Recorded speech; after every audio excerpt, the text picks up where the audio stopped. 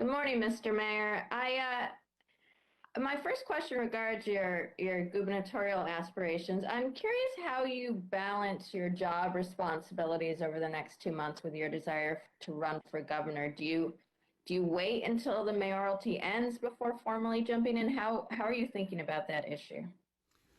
Dana, look, every day I'm focused on keeping people safe in this city, and I'm really proud that this vaccination mandate has had such an incredibly positive impact. 92% of our workforce now vaccinated. And we have proven that the mandates work, whether it was indoor dining or the schools. I'm proud of having taken a strong stance to get things done to fight back COVID, and it's working. That's where I'm going to keep my focus. I do want to continue in public service. I do want to do more for the people of the city and the state. There'll be plenty of time to talk about that. And I think you've got a situation where people want to have a really robust debate on the future, because we know a lot of things have gone wrong in Albany, and we know a lot has to be different. So I look forward to being a part of that discussion. But job one is real clear, because we're still fighting this battle against COVID. We got more to do to bring the city back, and that will be my first focus always. Go ahead, Dana. All right, thank you. And then on another topic, the Daily News had a very interesting story this weekend about a deposition from Carl Rugg, a former member of your security detail, who said that Inspector Redmond was assigned to the same hotel room as a female City Hall staffer several times, and another officer on your detail pocketed frequent flyer miles accrued through official travel. Is the NYPD Internal Affairs Bureau examining these allegations?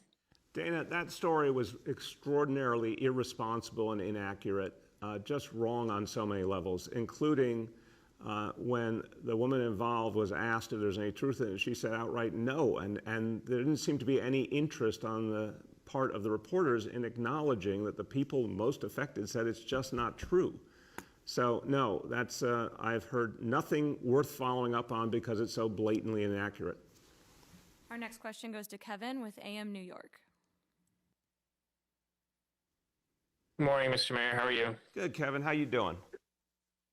Doing well myself. I wanted to kind of drill down a bit on your prospective gubernatorial run.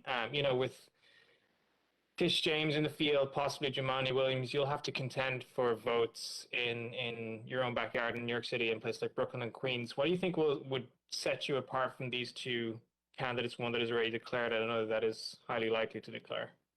Kevin, look, there is going to be a lot of time ahead for people to look at different leaders. Again, I've got this job to do now. I have started a committee that's going to be a vehicle to talk about the issues that are facing this state and this city I care about deeply. My focus has been, and you've seen it over the years, addressing inequality, improving our schools, creating more affordable housing, creating a safer city that's also a fairer city. There's a lot we've got to do to continue that work and deepen that work. But there's going to be plenty of time to look at all the issues, look at the contrast. We don't know what the future brings in terms of who's going to be a candidate for which office. But I think when people get a chance to hear all different perspectives, that's what really decides elections in the end. That's why we have a discussion. That's why we have a debate. People compare and contrast different experiences, different viewpoints, different visions, and that's where the real impact is made. Go ahead, Kevin.